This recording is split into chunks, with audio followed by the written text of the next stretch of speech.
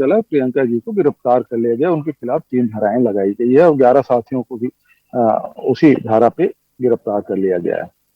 Airport जैसे airport में हमारा प्लेन लैंड किया, तो सबसे पहले मुझे उतारा गया। मैं तो सबसे रो में बैठा हुआ था, लेकिन मुझे कहा गया कि आप सबसे पहले उतरें।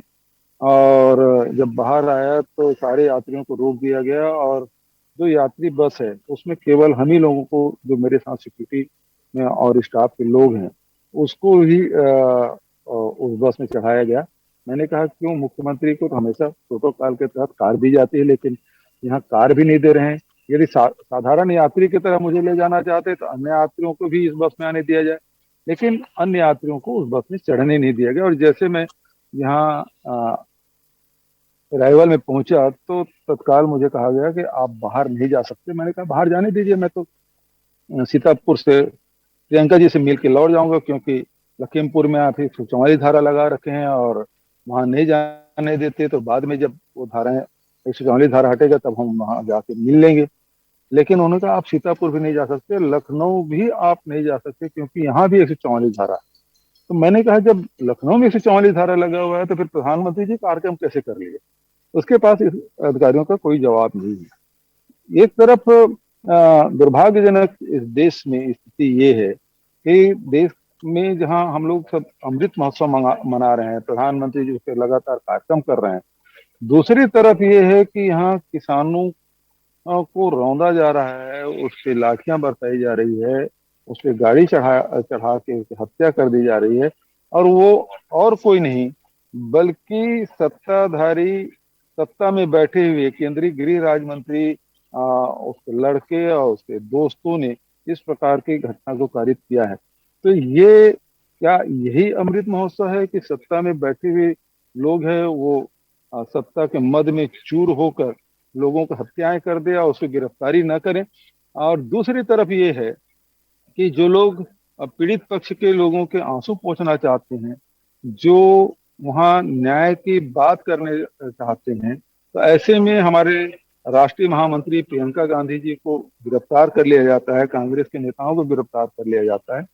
तो जो हत्यारे हैं वो खुले में घूम रहे हैं, लेकिन जो न्याय की बात कर रहे हैं उसे गिरफ्तार कर लिया जाता है। मैं भी करीब 1.25 घंटे से यहीं जमीन पे एयरपोर्ट में बैठा हुआ हूँ। मैं अभी भी कह रहा हूँ कि जब प्रधानमंत्री जी जब चले गए हैं, क्योंकि अभी डीएम अभी आए, अभी अभी 10 मिनट पहले आए, तो मैंने कहा कि डीएम आ गए, इसका मतलब है कि प्रधानमंत्री जी चले गए, तभी डीएम यहाँ उपस्थित हुआ है। तो अब मैंने कहा जब प्रधानमंत्री चले गए तब तो मुझे सीतापुर जाने दिया जाए। तो अभी भी ये लोग इस मामले में मौन है।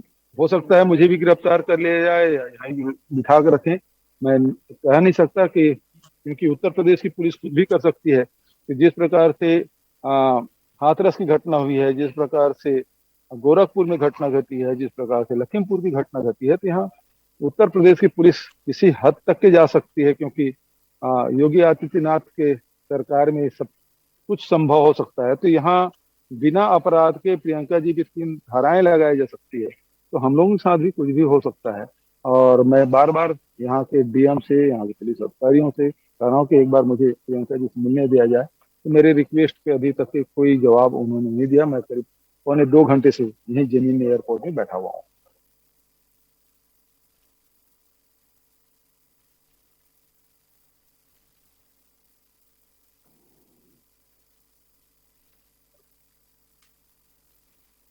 Thank you sir. जी हम सवाल लेते हैं। जी।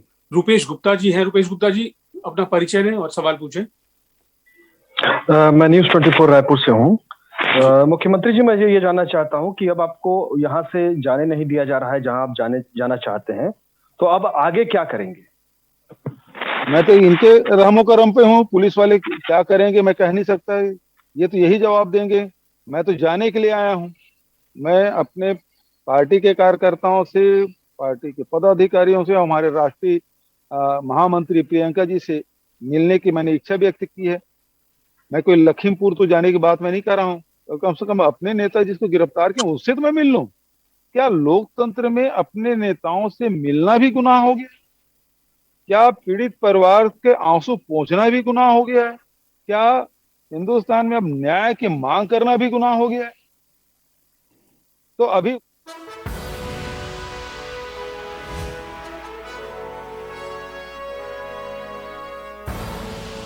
आप देख रहे हैं के न्यूज, खबरों का सारथी। कोविड-19 के साथ डेंगू व मलेरिया बीमारी